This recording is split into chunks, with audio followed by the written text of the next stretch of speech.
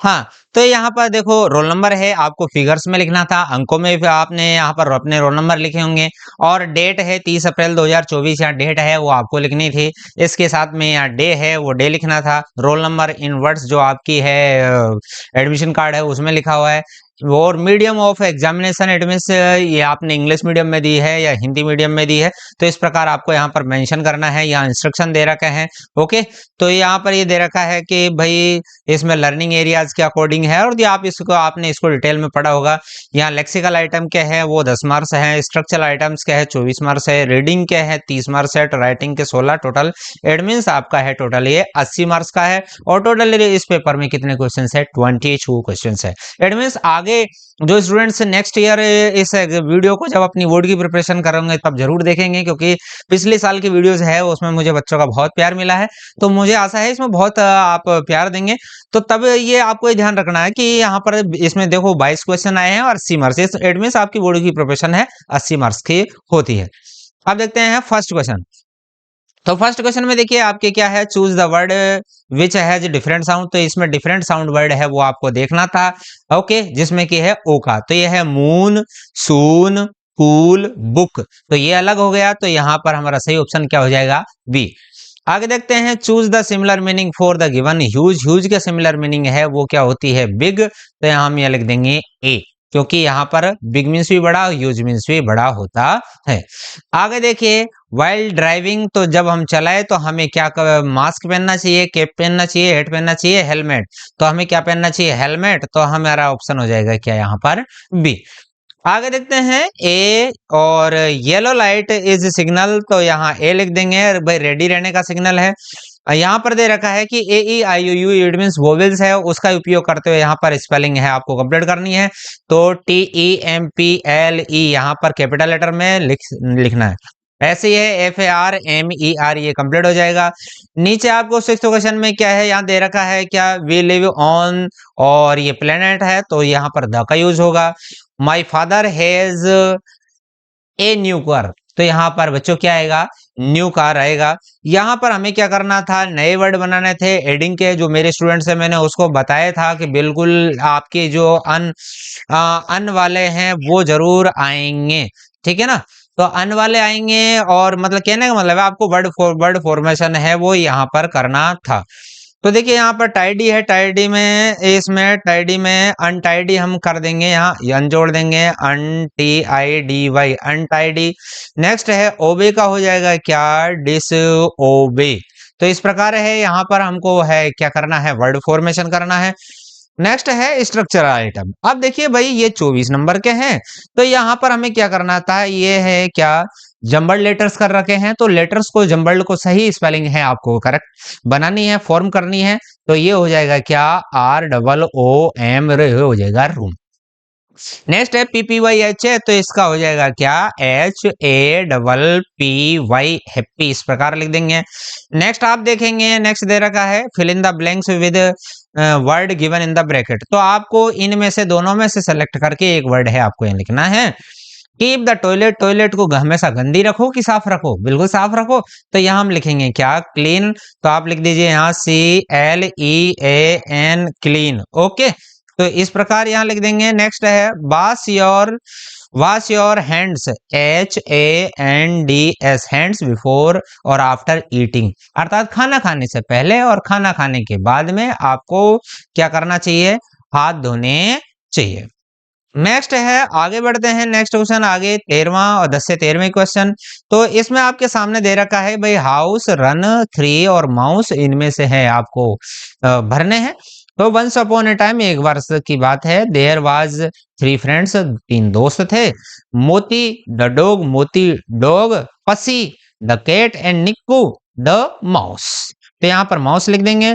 They lived in a house, वो house में रहते थे। And Moti loved to play and run, तो मोती को है, मोती कौन था भाई? मोती कुत्ता, तो उसको दौड़ना और खेलना बहुत पसंद था।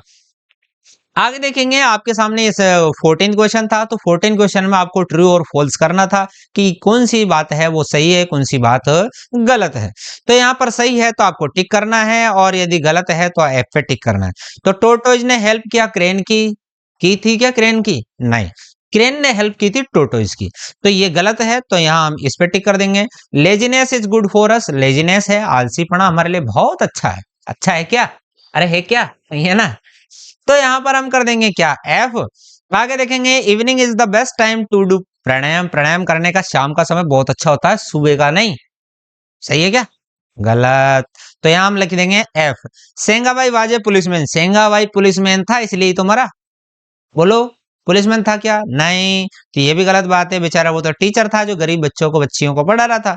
Adding yellow to red we get blue, यदि हम येलो में रेड मिक्स कर देंगे तो ब्लू मिलेगा। अरे ब्लू मिलेगा क्या? ऑरेंज मिलेगा। तो ये भी गलत बात है, ये हमें एग्जामिनर है वो उल्लू बनाने को तुला हुआ है। चलो आगे देखते हैं, Ramlila describes the story of Ram, Ramlila है वो राम की स्टोरी का वर्णन करती है। तो बिल्कुल ये सही बात है। इट मींस इसमें सभी गलत थे और एक ही सही था। आगे देखते हैं, यहाँ पर हम कॉलम ए को कॉलम बी से है वो हमें मैच करना था। एक पर्सन जो हमें पढ़ाता है वो क्या कहलाता है? टीचर। सेफ्टी रूल से क्या होता है? एक्सीडेंट है वो अवॉइड हो जाते हैं। और कचरे को है आप क्या है, फर्श पे मत फेंकिए, गंदगी होती है। नेक्स्ट है, वी शुड नेवर रन, हमें नहीं दौड़ना चाहिए वाइल क्रॉसिंग रोड, अर्थात हमें दौड़ते हुए क्या है, रोड क्रॉस नहीं करना चाहिए, नहीं तो एक्सीडेंट्स की संभावना रहती है। यहाँ कह रहा है कि अपोजिट जेंडर पीकॉक का, तो कोक का जेंडर क्या होता है? हैन, तो हम यहाँ इसको इससे मैच कर देंगे।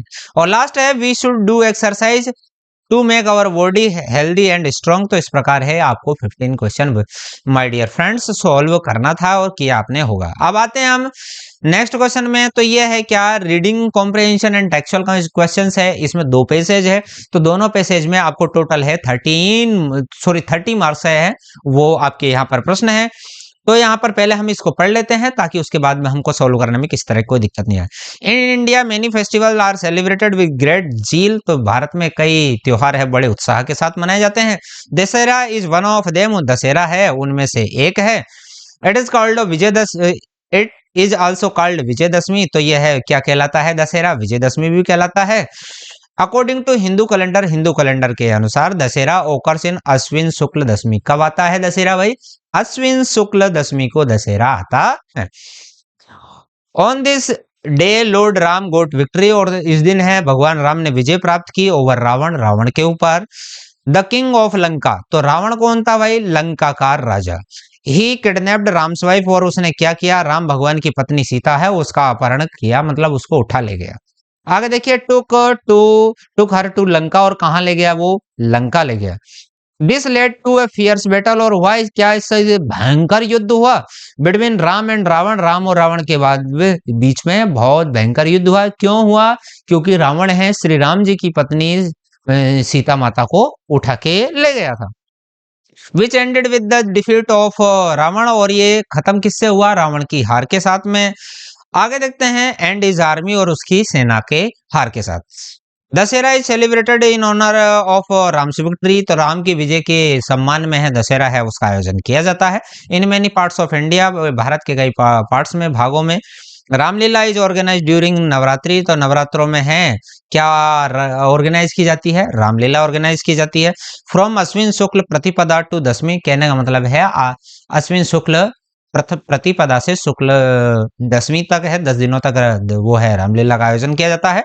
और Ramlila describes the story of Ram in the form of drama, तो एक नाटक के रूप में है। रामलीला क्या होती है कि नाटक करते हैं, अलग अलग पात्र, कोई राम बनता है, कोई हनुमान जी बनता है, कोई है ना सीता बनती है, कोई लखन बनता है। तो इस प्रकार वो उनकी जो लीलाएं उन्होंने की थी उसको स्टेज पर रिप्रेजेंट करते हैं, प्रेजेंट करते हैं, प्रस्तुत करते हैं। ओके, तो देखिए यहाँ पर क्वेश्चन है, क्वेश्चन को हम सोल्व करेंगे। अब तो आपके समझ में आ ही गया है। Which festival is known as Vijayadashami, तो Dussehra is also known as the Vijayadashami, तो हमने ऊपर देखा ही था।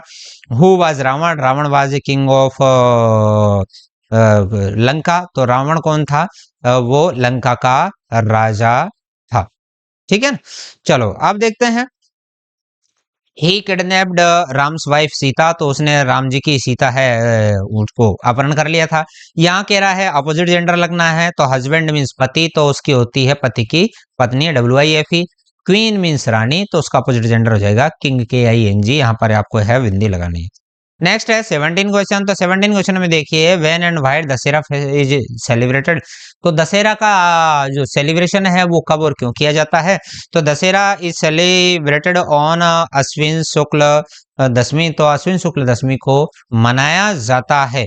क्यों? On the victory of Ram. तो राम के विजय के उपलक्ष्य में इसको मनाया जाता है। आगे देखिए, what led to fierce battle. तो फियर्स बैटल उन दोनों के बीच में क्यों हुआ था। Kidnapping of Ram's wife. Shri Ram ji की पत्नी है से वो सीता, उसकी किडनैपिंग है, उसने लेड किया था to fierce a battle between Ram and Ravan. तो मतलब राम और रावण के बीच में युद्ध होने का कारण क्या था कि रावण ने है श्री राम जी की पत्नी सीता जी को उठा लिया था, मतलब उनका किडनैप अपहरण कर लिया था। आगे देखते हैं, यहाँ दे रखा है, पैसेज को पढ़िए और राइट सिमिलर वर्ड और इसके पर्यायवाची है वो आप लिखिए। तो वार मीन्स युद्ध होता है, बैटल मीन्स भी युद्ध होता है, यहाँ पर आया था, ये उत्तर रहा इसका। आगे है लूज। लूज मीन्स आता है, लूज होता है क्या, हारना। तो डिफीट मीन्स हारना। ऐसे कैसे हम लिख देंगे। वेन रामलीला ऑर्गेनाइज, तो हम लिख देंगे Ramlila is organised during Navratri, Navratri के दौरान होती है। फ्रॉम अश्विन शुक्ल प्रतिपदा टू दशमी। ओके, तो इस प्रकार है, हम इसको लिख देंगे। नेक्स्ट है, व्हाट डज रामलीला डिस्क्राइब। तो रामलीला क्या है, the story of Ram in the form of drama, जैसा कि हमने लास्ट लाइन्स में है वो पढ़ा था। तो इस प्रकार है, इसको हम कर देंगे। नेक्स्ट है, ये प्लूरल बनाने की बोल रहा है, तो फाइव फेस्टिवल का फेस्टिवल्स हो जाएगा, पार्ट का पार्ट्स हो जाएगा। तो इस प्रकार है, यहाँ पर हमें सोल्व करना है। नेक्स्ट मैसेज है अगला, our solar system contains the sun and everything that orbits around it. अर्थात हमारा जो सौरमंडल है, सोलर सिस्टम है, उसमें इसके चारों ओर जो कुछ भी है, जो कुछ भी सूरज के चारों तरफ चक्कर लगाता है, वो सब क्या है, सोलर सिस्टम है, सौर फैमिली है। ओके, सोलर फैमिली है। आगे देखिए, देयर आर 8 प्लेनेट्स। तो 8 प्लेनेट है इसमें, आवर सोलर सिस्टम में, सोलर सिस्टम में। और वो कौन कौन से हैं, मरकरी है, वीनस है, Earth, Mars, Jupiter, Saturn, Uranus, Neptune, है ना। तो इस प्रकार ये 8 ग्रह हैं। Mercury is the closest planet, Mercury है सबसे नजदीक प्लेनेट है। आगे देखते हैं, to the sun and has not atmosphere. वो इतना सूर्य के इतना नजदीक है कि उसकी हवाएं हैं वो उसने सूर्य से खींच ली है, तो इसलिए वहां पर एटमॉस्फेयर है नहीं। वातावरण वहां जैसे हमारे यहाँ पर बादल होते हैं, बरसात होती है, ऐसा वहां कुछ है नहीं। आगे देखते हैं, Venus is second planet known as known for its thick atmosphere. तो इसके घने वातावरण के कारण ये इसको जाना जाता है। आगे देखते हैं, एंड एक्सट्रीम टेम्परेचर, और यहाँ पर बिल्कुल एक्सट्रीम टेम्परेचर है क्योंकि सूरज के नजदीक है, बिल्कुल गर्म है। Earth is the third planet. तो अर्थ है पृथ्वी हमारा यह तीसरा प्लेनेट है जिसपे कि हम वीडियो बना रहे हैं, आप वीडियो देख रहे हैं। From the sun and is unique. और ये यूनिक है, क्यों यूनिक है भाई, और से क्योंकि इट हैज वाटर, क्योंकि इस पे पानी है, और पे भी पानी की खोज ढंग से हुई नहीं है। एंड सपोर्ट्स लाइफ, और इस पे जीवन है, और पे जीवन है कि नहीं इसका भी हम प्रमाणित नहीं कर पाए। Mars is known as red planet. और मार्स है मंगल ग्रह पर जिसपे कि हम जा चुके हैं। तो वहां पर हम नहीं, मैं नहीं गया भाई, कहने का मतलब भारत के वैज्ञानिक जहां वो जा चुके हैं, मनुष्य जा चुके हैं। तो वहां पर क्या है, कहने का मतलब वहां पर ये हमने है सैटेलाइट भेज दिए हैं। तो वहां वो क्या है, रेड प्लेनेट के रूप में जाना जाता है। हैज ए थिन एटमॉस्फेयर, वहां पर वातावरण बिल्कुल हल्का है। जुपिटर इज जायंट, जुपिटर को जायंट प्लेनेट बोला जाता है क्योंकि of its big red spot, यहाँ पर बड़े बड़े रेड स्पॉट है। Saturn is famous for beautiful rings, beautiful rings के लिए सैटर्न है फेमस है। और Uranus and Neptune are last 2 planets. तो यूरेनस और नेपच्यून है वो लास्ट 2 प्लैनेट्स है, नॉन एज आइस जायंट्स। और वो क्या है, बर्फ में जमे हुए हैं पूरे, तो इसलिए उनको आइस जायंट्स कहा जाता है। ठीक है, अब देखते हैं इसके प्रश्न जैसा कि आपके सामने यहाँ दिखाई दे रहे हैं, तो हम डायरेक्ट आपको सोल्व करा देते हैं, है ना। तो देखिए, what is our solar system made of. तो यहाँ हम लिख देंगे made up of everything that orbits around the sun. अर्थात जो कुछ सूरज के चारों तरफ है उससे हमारा सोलर सिस्टम बना हुआ है। यहाँ कह रहा है कि कितने प्लैनेट्स है, तो 8 प्लैनेट्स है और उनके नाम mercury, Venus, earth, Mars, Jupiter, Saturn, Uranus and Neptune है, वो हम यहाँ लिख देंगे पैसेज में से देख के आराम से। वाई इज अर्थ यूनिक, अर्थ वो यूनिक क्यों है, तो यहाँ हम लिख देंगे बिकॉज क्योंकि it has water and supports life, क्योंकि इस पे पानी है किसी और पे नहीं है, और इस पे जिंदगी है और पे जिंदगी है कि नहीं ये हमें आज तक पता नहीं, इसलिए हम कहते हैं कि जो अर्थ है वो यूनिक है। Which planet is known as giant planet, तो किसको जायंट प्लेनेट कहा जाता है? जुपिटर को, जैसा कि हमने अभी पढ़ा है ना। Because of its big red spot, क्योंकि उसमें बड़े बड़े इतने बड़े बड़े रेड स्पॉट है कि यहाँ की सैकड़ों है धरतियां, हमारी जो अर्थ है वो समा जाए एक रेड स्पॉट में, इतना बड़े बड़े रेड स्पॉट है उसमें। ठीक है, आगे देखिए, name the last to planets. तो लास्ट टू प्लैनेट्स हमने पढ़े थे, यूरेनस और नेपच्यून, और उनको कहा जाता है क्या? Ice giants. ओके, तो इस प्रकार हम यह कर देंगे। तो प्लैनेट के क्लोजेस्ट में मरकरी हमने पढ़ा था, रेड प्लैनेट मार्स को कहा जाता है, ये हमने पढ़ा था। अगला बच्चों क्या है कि जो हमारा 21 क्वेश्चन है, इसमें हमें 2 ऑप्शंस दे रखे हैं, 2 चॉइस है, वो उन दोनों चॉइस में से हमें एक करना है।